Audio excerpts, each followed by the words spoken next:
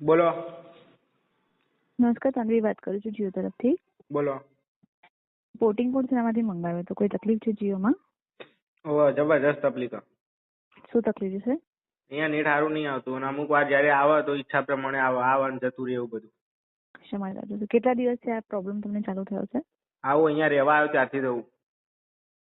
અંદાજે સર 6 કેટલા મહિના. દિવસ થયા છે? 6 2 મહિના. વાર વચ્ચે પોર્ટની રિક્વેસ્ટ મોકલી હતી. હું ઘરેથી જ પોર્ટની રિક્વેસ્ટ મોકલું, પણ મારે શું હતું, પ્રોબ્લેમ એ હતું કે મારે રિચાર્જ હતું. હવે 5 તારીખે રિચાર્જ પતો એટલે આજે દુકાનમાં જઈને જ મોકલી. એટલે શું હવે ડાયરેક્ટ જતું રહેવા ફાવે ને? પેલું તો રિચાર્જ જતું નતું કરવું એટલે નતો બદલતો. હવે તો બદલવાનું કન્ફર્મ જ છે. બરાબર, જરૂર નહીં પડે. તમારી એરિયા છે જીઆઈડીસી નરોડા, અમદાવાદ 382330 પિનકોડ, બરાબર ને?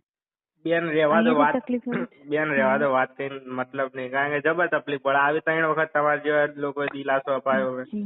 અને હું ગમે તેમ પેલું કરું, જીઓ હેલ્પલાઇન નંબરમાં એક જ વસ્તુ બોલે કે અત્યારે તમારે ત્યાં વિડીયો જોવામાં આમાં તેમાં તકલીફ થઈ શકે છે, તમારે ત્યાં નેટ સરકારની આ બસ આ જ વસ્તુ બોલે છે કે જયારે પણ પોર્ટની રિક્વેસ્ટ ડાલું એટલે તમારે ત્યાંથી આવે છે ટીમનો મતલબ કોલ.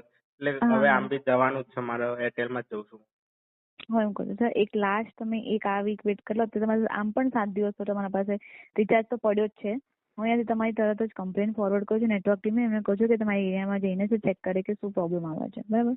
થોડુંક અત્યારે તમે વેટ કરજો. આટલું બધું તમે વેટ કરી લીધું સર ફાઇનલ. આ તો એટલા માટે વેટ કર્યું કે મારું રિચાર્જ હતું એટલે, બાકી સેજે વેટ ના કરો.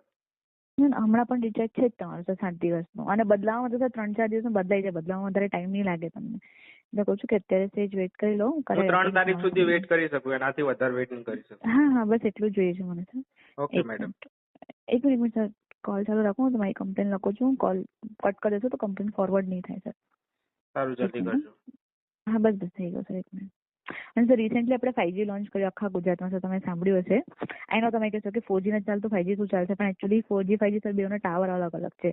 તો એની સ્પીડ અપ ટુ 1 Gbps છે આપણા 5G ની. અને ઓફર્સમાં એવું છે કે 239 ઉપરનો કોઈ રિચાર્જ કરો ને બધામાં નેટ ફ્રી છે. તમને તો ઇન કેસ તમારી પાસે 5G ફોન હોય સર, તમે સમાધાન કરી દેજો સર, બરાબર ને? જોઈએ, પહેલા તો બતાવો. જી બિલકુલ સર. મેં કમ્પ્લેન લખી દીધી. કમ્પ્લેન નંબર તો તમને હમણાં આવતો જશે મેસેજમાં, બરાબર ને? બીજી કઈ મદદ છે જીઓથી?